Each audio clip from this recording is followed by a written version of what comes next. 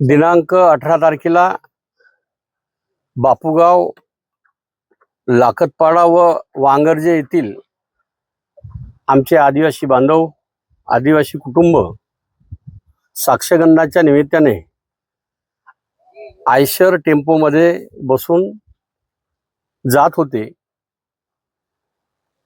धानिवरी येथे अपघाती निधन झालं. अतिशय गंभीर आहे, दुर्दैवी बाब आहे.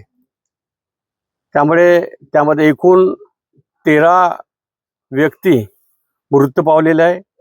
बापूगाव व लाखतपाडा येथील 12 और वांगर्जे येथील 1 असे एकूण 13 व्यक्तीचं निधन झालेलं आहे.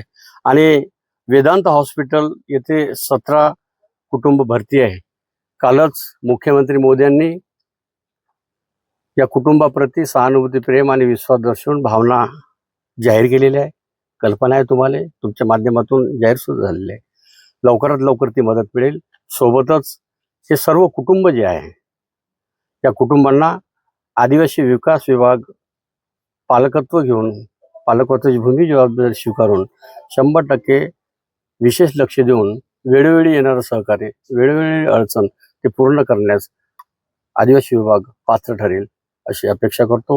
आज अंत्यविधीच्या निमित्ताने या ठिकाणी आमच्या या जिल्ह्याचे सर्व लोकप्रतिनिधी आलेले आहे, आमचे खासदार आलेले आहे, आमचे सर्व पदाधिकारी आलेले आहे, गावकरी बंधू आलेले आहे.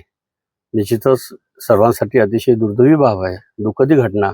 अशी तरी आपल्याला आता सर्वांना सहन करण्याची शक्ती सर्वांनी प्राप्त केलेली आहे. आणि निश्चितच आम्ही हे कधी अशी घटना विसरणार नाही.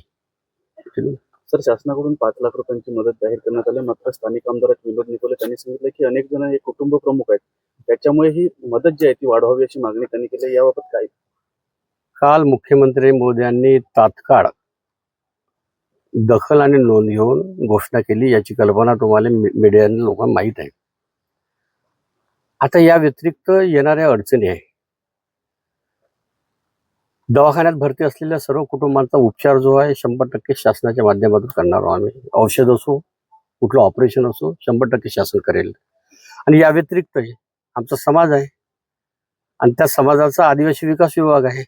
ज्या ज्या अडचणी येईल वेळोवेळी आम्ही आताच या ठिकाणी येण्याच्या पूर्वी जिल्हाधिकारी, ATC, प्रकल्प अधिकारी आम्ही सर्वजण बसलो आणि या सर्व कुटुंबाबद्दल चर्चा केली. कुटुंबाचा ते सर्वे करेल.